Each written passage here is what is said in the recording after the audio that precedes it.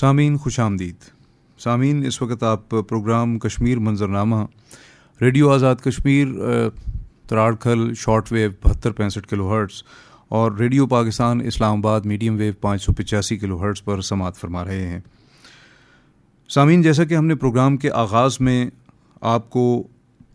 ہندوستان کے غیر قانونی زیر قبضہ جموں و کشمیر اور ہندوستان کے اندر اقلیتوں کے ساتھ ہونے والے ناروا سلوک اور اسی کے ساتھ ساتھ بین الاقوامی دنیا سے کشمیر کے حوالے سے مختلف تازہ ترین اطلاعات جو ہیں وہ آپ تک پہنچائی تھیں، اور ان تمام خبروں کے تناظر میں آج ہمارے ساتھ جو ہے وہ اسٹوڈیوز میں موجود ہیں کشمیر یوتھ الائنس کے صدر جناب ڈاکٹر مجاہد گیلانی صاحب. تو ڈاکٹر صاحب، آپ کو بہت بہت خوش آمدید اسٹوڈیوز میں، اور ریڈیو پاکستان اسلام آباد اور ریڈیو آزاد کشمیر تراڑکھل کو وقت دینے کا بہت شکریہ. بہت شکریہ جی. اچھا ڈاکٹر صاحب، پہلا سوال جو ہے وہ اس وقت آپ کو جو صورتحال ہے وہ یقیناً آپ کو بہتر ادراک ہے کہ ہندوستان مسلسل جو ہے وہ مقبوضہ جموں و کشمیر میں جو ظلم و ستم کا سلسلہ ہے، اور 5 اگست کے بعد ایک نئی منصوبہ بندی کے تحت کشمیر کو جو ہے وہ دنیا سے الگ تھلگ کر کے اور دنیا کو ایک مختلف چہرہ دکھانا اور حقیقت جو ہے اس کو چھپانا، اور پھر اب ایک نئی مذموم سازش جو ہے وہ شروع کی گئی ہے جس میں حریت قیادت جو ہے اس کو نشانہ بنایا جا رہا ہے. اور ان کی کوشش ہے، اس سے پہلے افضل گرو اور دیگر جو حریت رہنما تھے ان کو اسی انداز میں جو ہے وہ راستے سے ہٹایا گیا. آپ سمجھتے ہیں کہ یہ ایک مذموم سازش ہے تاکہ حریت قیادت کو جو ہے وہ بالکل علیحدہ کر دیا جائے اور ان کو راستے سے ہٹایا جائے تاکہ کشمیر کی جو تحریک ہے اس کو کمزور کیا جا سکے؟ بسم اللہ الرحمن الرحیم. جی بالکل، میں جو آپ کی بات ہے اس کو سیکنڈ اس طرح سے کروں گا کہ بی جے پی جب بھی الیکشنز قریب آتے ہیں تو کہیں نہ کہیں کسی نہ کسی صورت میں اس کو ایک مدعا چاہیے ہوتا ہے، اور جب ہم مدعا دیکھتے ہیں تو بی جے پی کے پاس وہاں لوکل یا اگر ہم ہندوستان کی بھی بالعموم بات کریں تو کوئی ایسی ترقیاتی کارنامہ اس کے پاس نہیں ہے کہ جس کے ذریعے سے وہ اپنا ووٹ بینک بڑھا سکے گی. اور یہ بھی حقیقت ہے کہ بی جے پی نے اس سے پہلے کا جو الیکشن ہے وہ بھی 370 اور 35A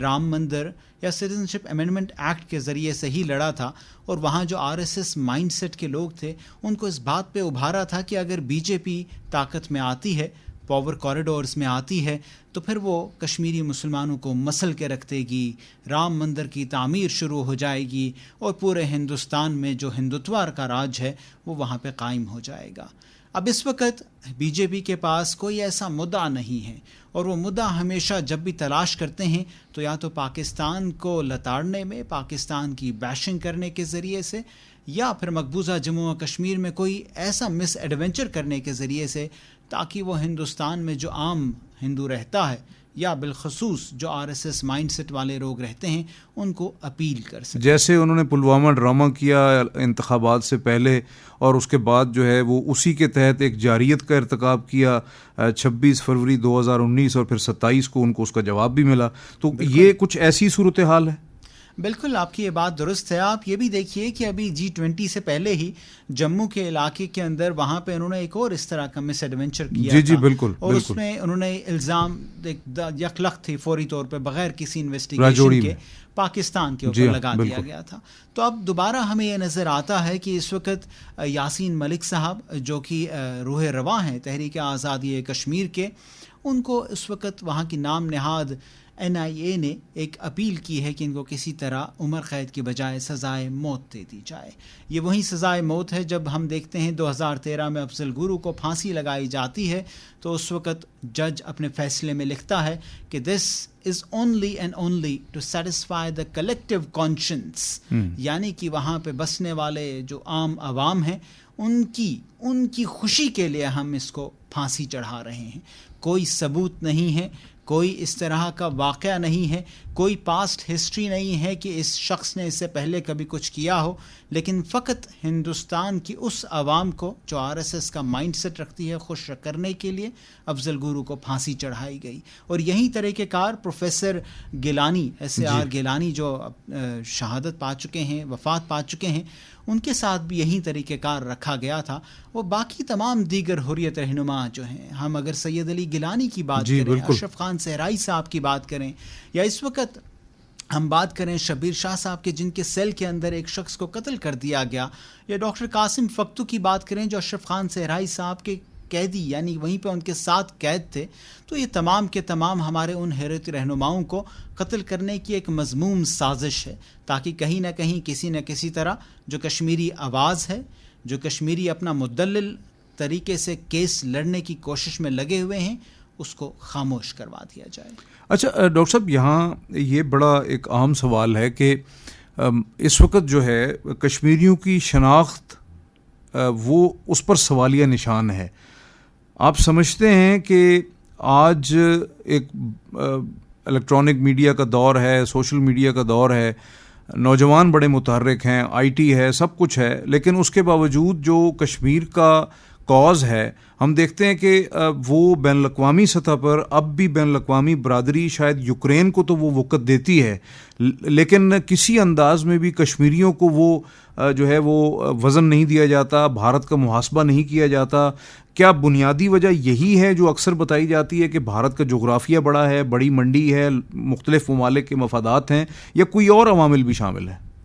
دیکھیے, اس حوالے سے میں کچھ تھوڑا بہت آپ کی جو بات ہے اس سے تھوڑا سا تضاد ہے میری جواب میں. اس کا معاملہ یہ ہے کہ اگر ہم ایک ڈیفیٹڈ نیریٹو کے ساتھ چلیں گے, ہم پہلے ہی یہ سمجھ لیں کہ ہم بھارت سے ایک ڈپلومیٹک محاذ پہ شکست کھا چکے ہیں, تو شاید ہم کسی بھی صورت میں بھارت کو کشمیر کے معاملے میں پچھاڑ نہیں سکتے. یہ حقیقت ہے کہ G20 کے معاملے پہ ہندوستان نے پوری دنیا کی جو رائے ہے اس کو اپنے ہم آہنگ کر لیا تھا, لیکن یہ بھی حقیقت ہے کہ جہاں پاکستان نے اتنی کوشش کی, جہاں پاکستان کے علاوہ کشمیر کے وکلاء نے اتنی کوشش کی, وہاں اب ہم دیکھتے ہیں کہ G20 میں نہ صرف چائنا,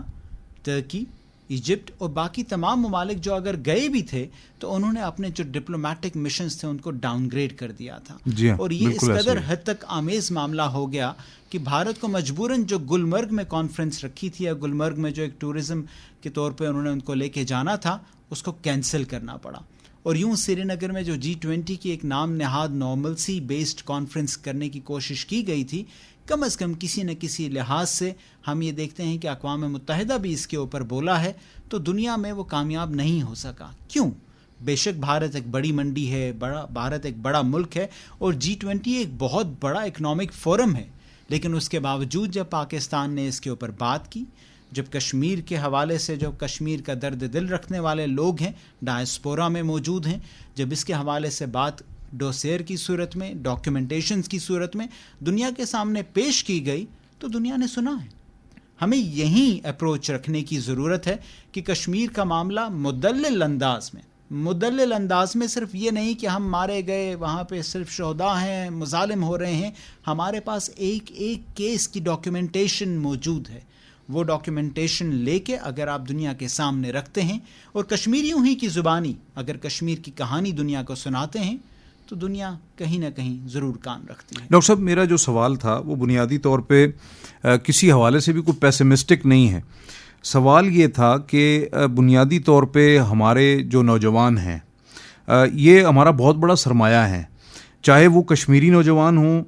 چاہے وہ پوری دنیا میں بیٹھے ہوئے ہمارا جو ڈائسپورا ہے وہ ہوں, چاہے پاکستان میں بیٹھا نوجوان ہو, مسلم امہ میں جو نوجوان ہیں ان میں بھی ایک تڑپ موجود ہے, اور یہ بنیادی طور پہ اس کو چینلائز کرنے کی ضرورت ہے. وہ نوجوان جو کہ آئی ٹی سے اکوپڈ ہیں اور جو سوشل میڈیا اور ان پلیٹ فارمز پہ جو ہے وہ بیٹھے ہیں, ضرورت ہے کہ ان کو چینلائز کر کے ایک کاز کی طرف لایا جائے, تاکہ وہ مسلم امہ کے مسائل جو ہیں ان کو بھی, اور اس کے ساتھ ساتھ یہ سب سے بڑے مسائل ہیں, فلسطین کا مسئلہ ہے, مسئلہ کشمیر ہے, باقی ہیں, ان کو اجاگر کرنے میں ایک صورت کے ساتھ ایک تحریک ان میں ڈیولپ ہو, تاکہ جو ہے وہ دنیا کو اس مسئلے کو سمجھانے میں آسانی ہو, اور نکات وہی ہوں جو آپ جن کی طرف اشارہ کر رہے ہیں کہ ان کی دستاویزی ثبوت کے ساتھ, ان نکات پر مدلل دلائل کے ساتھ جو ہے وہ منطق اور دلیل کے ساتھ جو ہے اس کو پیش کیا جائے. بہت عمدہ بات کی ہے آپ نے, اور میں اس سے مکمل طور پہ متفق ہوں.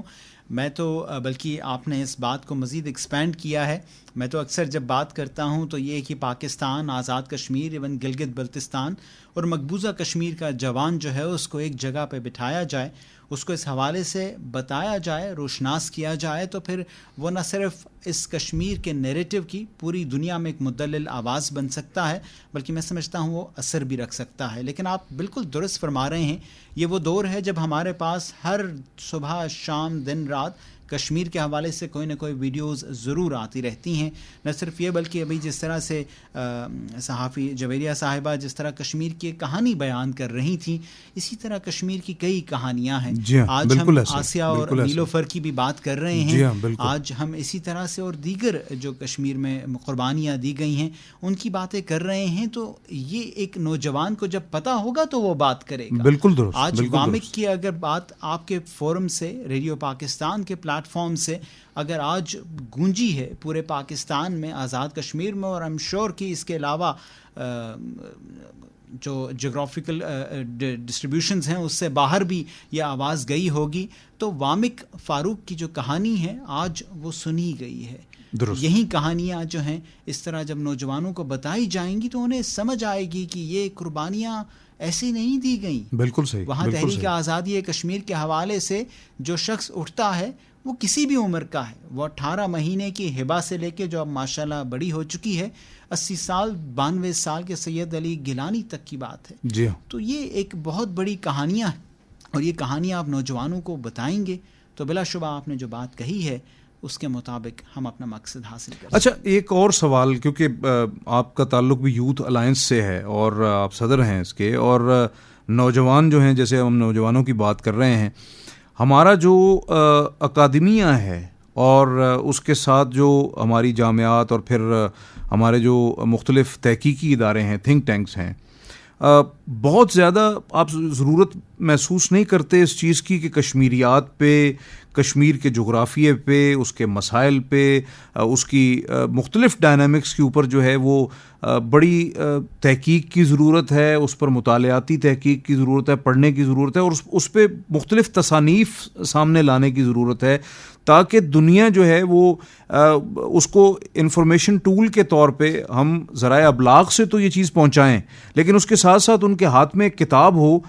کہ انہیں ایک ہی جست میں اس کتاب میں کشمیر کے حوالے سے حقائق جو ہیں وہ فوری طور پر ان کے سامنے ہوں، یا اس طرح کے تحقیقی مقالے جو ہیں وہ لکھے جائیں تاکہ پڑھی لکھی دنیا جو ہے وہ اس کو سمجھ سکے کہ اصل میں مسئلہ ہے کیا. بالکل. ایک لحاظ سے اگر میں کہوں تو یہ تھوڑا سا آپ نے جو بات کہی ہے وہ تھوڑی دردناک بھی ہے، کیونکہ یہ سوال مجھ سے جو ہے بہت سارے کشمیری طلباء اور طالبات نے بھی کیا ہے کہ ہم جب کہیں پڑھتے ہیں تو ہماری جو کریکولم ہے یا جو ہمارا نصاب ہے اس میں پاکستان اسٹڈیز میں پاکستان کے حوالے سے اتنا کم لکھا ہوتا ہے، تو کشمیر کی کیا بات کریں.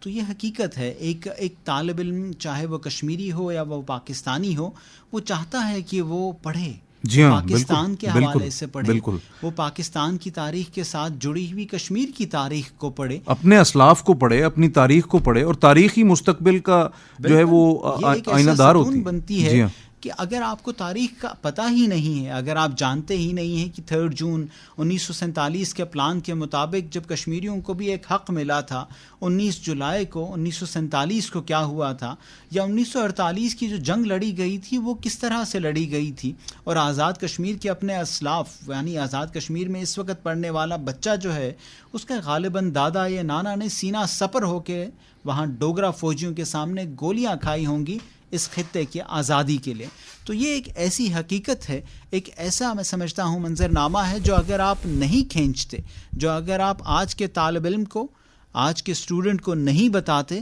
تو وہ کل اپنی تاریخ سے لا علم ہوگا. اور جو قومیں اپنی تاریخ سے لا علم ہوتی ہیں ان قوموں کا مستقبل نہیں ہوتا، ان قوموں کے پاس وہ فتح یا وکٹری کی وہ چابی نہیں ہوتی جس کے ذریعے سے وہ شاید صرف زمین ہی نہیں آسمان کو بھی ان لاک کر سکتے ہوں. تو کشمیر کے حوالے سے یہ بہت ضروری ہے کہ آج کے پاکستانی بچے کو یہ علم ہونا چاہیے کہ آخر سال کے 365 دن لائن آف کنٹرول کے اس پار ایک کشمیری بچہ، ایک کشمیری ماں، ایک کشمیری بزرگ آخر کیوں اپنی جان لٹاتے ہیں؟ آخر کیوں اپنی گردنیں کٹاتے ہیں؟ آخر کیوں وہاں ہر کشمیری کا کفن جو ہے وہ پاکستانی پرچم بنتا ہے؟ یا آخر کیوں 92 سالہ سید علی گیلانی جب رحلت فرماتے ہیں تو اس وقت بھی ان کے جنازے پہ، جو اس وقت انفارچونیٹلی ہو بھی نہیں سکا، پھر بھی گھر والوں کا ایک ہی نعرہ رہا، جیوے جیوے پاکستان۔ ڈاکٹر صاحب، اگر ہم یہاں یقیناً جو ہے وہ ہم سب یہ نعرہ لگاتے ہیں کہ کشمیر بنے گا پاکستان، اور ایک بڑا دیرینہ خواب ہے جو انشاءاللہ حقیقت میں ضرور بدلے گا، اور ہمارے جو کشمیری بہن بھائی ہیں ان کی قربانیاں رنگ لائیں گی، اور شہداء کا خون رنگ لائے گا، وہ رائیگان نہیں جائے گا۔ اور جو بھی اس وقت جو ہے وہ ایک ہندوستان کی جو قابض فورسز ہوں یا ان کی فسطائی حکومت ہو، اس کے خلاف جد و جہد کر رہے ہیں، یقیناً وہ قابل ستائش بھی ہیں اور مشعل راہ بھی ہیں۔ یہاں یہ جیسے آپ نے G20 کا ذکر کیا، شنگھائی تعاون تنظیم کا وزارتی کونسل کا ایک اجلاس گوا میں ہوا، گو کہ اس جو شنگھائی تعاون تنظیم کا فارمیٹ ہے وہ ایسا نہیں ہے کہ وہاں پہ دو طرفہ مسائل جو ہیں ان کو اجاگر کیا جائے، لیکن اس کے باوجود وزیر خارجہ بلاول بھٹو زرداری نے وہاں بات کی، رائٹ آف سیلف ڈٹرمنیشن یہ لفظ انہوں نے استعمال کیا کہ محکوم اقوام جو ہیں ان کو ان کا حق خود ارادیت ملنا چاہیے۔ اسی کے ساتھ ساتھ انہوں نے ذکر کیا کہ جو ویپنائزیشن آف ٹیررزم ہے وہ اس کا انہوں نے ذکر کیا کہ کچھ ممالک جو ہیں اس کو ٹول کے طور پر استعمال کر رہے ہیں، ایسا نہیں ہونا چاہیے۔ پھر جب پریس کانفرنس ہوئی تو انہوں نے واضح طور پر ایک ریڈ لائن جو ہے وہ کھینچی کہ 4 اگست 2019 تک کے معاملے پر اگر ہندوستان واپس جاتا ہے تو پھر شاید مذاکرات ممکن ہو سکتے ہیں، اس کے علاوہ نہیں۔ کیسا دیکھتے ہیں اس دو ٹوک ببانگے دہل جو پالیسی کا معاملہ ہے، یہ کشمیر کے تناظر میں کتنا اہم ہے، اور کشمیر کی جو جد و جہد آزادی ہے اس کے لیے جو ہے وہ کتنی تقویت کا باعث ہے؟ دیکھیں، یہ تو حقیقت ہے کہ جہاں پاکستان کی بات کرتے ہیں تو پاکستان کی کشمیر پالیسی کے حوالے سے ہم یا میں اگر بات کروں بحیثیت کشمیری تو میں ایک ہی سوچ رکھتا ہوں کہ پاکستان میں حکومت چاہے کوئی بھی ہو، پاکستان میں دور چاہے کیسا بھی ہو، ہر پاکستانی کشمیر کے حوالے سے وفادار ہے۔ ہر پاکستانی کشمیر سے وہی محبت کرتا ہے جیسا ایک کشمیری پاکستان سے محبت کرتا ہے۔ تو اس میں کوئی شک نہیں ہے۔ وہاں مقبوضہ جموں و کشمیر کے اندر ہمارے پاس وہ ٹیولپ گارڈن اور روز گارڈن وغیرہ والی باتیں تو ہیں، لیکن ہمارے پاس جو سب سے خوبصورت ترین گارڈن یا سب سے خوبصورت ترین باغ ہے وہ شہداء کا باغ۔ جی بالکل، وہ قبرستان ہے جس کے اندر 10,000 کم از کم ایسے شہداء ہیں جو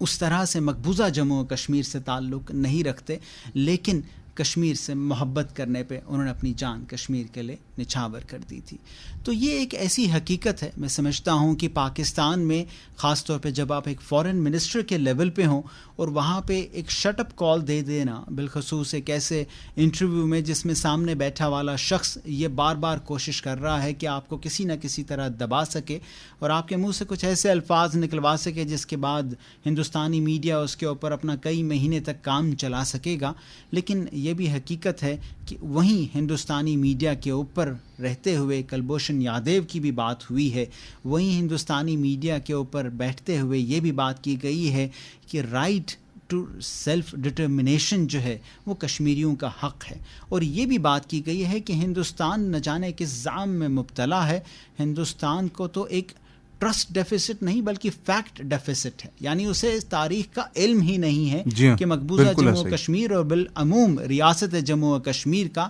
آخر حق کیا ہے، حق کے خود ارادیت کیا ہے۔ تو اس میں کوئی شک نہیں، بلاول بھٹو صاحب نے جس طرح سے پاکستان کے نیریٹو کی، پاکستان کا جو ایک سٹانس ہے اس کی وہاں پہ نمائندگی کی ہے، بالخصوص اس انڈیا ٹوڈے کے انٹرویو میں، وہ ایک ماشاءاللہ شاندار میں سمجھتا ہوں پریزنس تھی جو ہر پاکستانی کو وہ اس لیول پہ ہو اسی طرح سے شو کرنی چاہیے۔ میں یہ بھی بتاتا چلوں یا کہتا چلوں کہ امن کی جو خواہش ہے وہ خواہش برابری کی بنیاد پہ ہوتی ہے. جی ہاں. کبھی ایسا نہیں ہے کہ آپ امن کی بھیک مانگ سکیں، کیونکہ پھر جو دوسرے سامنے والا فریق ہے وہ آپ کو کمزور اور لاغر سمجھتے ہوئے کچل دیتا ہے. تو پاکستان کی ہمیشہ یہ خوبی رہی ہے کہ پاکستان نے اگر 26 فروری والا معاملہ ہوا تو پھر 27 فروری والا بھی معاملہ ہوا ہے کہ ہندوستان کو ایک منہ توڑ جواب دیا گیا تھا. یہی چیز میں اس کے بعد آپ کا جو سوال ہو منان بشیر وانی صاحب جو ہمارے ایک شہید رہ چکے ہیں اس پہ کنکلوڈ کروں گا کہ when the occupation is ugly the resistance cannot be beautiful. بہت خوب. اور یہی بات کہ جیسے آپ نے ذکر کیا کہ جب 26 فروری ہوتا ہے تو 27 فروری بھی ہوتا ہے. بالکل. اور جب پوکھران 1974 میں ہوتا ہے تو پھر ایٹمی پروگرام بھی شروع ہوتا ہے. اور جب اٹل بہاری واجپئی آن جہانی کی حکومت جو ہے وہ ایٹمی دھماکے کرتی ہے اور 5 کا پھر مقابلہ 6 سے ہوتا ہے. تو گزشتہ دنوں ہم نے جو ہے وہ یوم تکبیر بھی منایا اور یقیناً جو ہے کیسا دیکھتے ہیں کیونکہ اس کے بعد ہی دنیا نے اس امر کو تسلیم کیا کہ مسئلہ کشمیر نیوکلیئر فلیش پوائنٹ ہے. اور آج جب کہ دونوں ممالک بلکہ اس خطے میں 4 ممالک اس وقت جو ہیں وہ جوہری قوتیں ہیں تو دونوں ممالک جو ہیں آپ سمجھتے ہیں کہ ہندوستان کا طرز عمل اس خطے کو تباہی سے دوچار کر سکتا ہے اور ہندوستان کی اس وقت جو فسطائی حکومت دلی میں بیٹھی ہے اس کے طرز عمل سے ہندوستان پارا پارا ہو سکتا ہے؟ دیکھیے یہ بات ہم صرف اس وقت اس 4 دیواری میں بیٹھ کے نہیں کر رہے بلکہ یہ بات اس وقت دنیا کے بلکہ عالمی امور کے بڑے بڑے ماہرین بھی کر رہے ہیں. ہم صرف مقبوضہ جموں و کشمیر کی یا اگر میں بات کرتا ہوں بحیثیت کشمیری بھی تو صرف مقبوضہ جموں و کشمیر کی بات نہیں ہے. یہ جو آگ ہے یہ جو ہندوستان میں مائنورٹیز کے خلاف جو ہندوستانی حاکمیت کا رویہ ہے یہ پورے ہندوستان میں پھیلا ہوا ہے. آپ منی پور کی بات کر لیں یا پھر ہم باقی تمام علاقوں کی بات کریں یا بالخصوص ہندوستان کی جو ایک چکن نیک بنتی ہے اس کے اس طرف جتنی بھی ریاستیں ہیں وہاں پہ کسی نہ کسی صورت میں علیحدگی کی جو تحریکیں ہیں وہ چل رہی ہیں. بالکل ایسا ہی ہے اور حالیہ عرصے میں تو زور پکڑ چکی ہے. آپ منی پور کا دیکھ لیں ابھی پچھلے دنوں 48 گھنٹے میں کو تقریباً 50 سے زائد جو ہے وہاں پہ جو مائنورٹیز ہیں ان کو مار عیسائیوں کو عیسائی برادری کے جو لوگ ہیں ان کو قتل کر دیا گیا. بالکل قتل کر دیا گیا ہے. تو اگر آپ سو کال جن کو آپ اپنے لوگ کہتے ہیں اگر آپ انہی کو اس طرح سے مار رہے ہوں اگر آپ سو کال جس کو اپنا اٹوٹ انگ کہتے ہوں اور اس اٹوٹ انگ کو اپنے ساتھ رکھنے کے لیے آپ کو 10 لاکھ سے زائد فوج وہاں پہ رکھنی پڑے تو پھر یہ سوچنا پڑے گا کہ اگر آپ کی فوج نہ رہی یا کہیں پہ بھی فوج آپ کی بکھرتی چلی گئی تو کیا ہندوستان ایک ڈومینین رہ سکے گا؟ بالکل صحیح. سامعین ہماری گفتگو کا سلسلہ جو ہے وہ جاری ہے اور ہمارے ساتھ جو ہے وہ کشمیر یوتھ الائنس کے صدر جناب ڈاکٹر مجاہد گیلانی صاحب شریک گفتگو ہیں.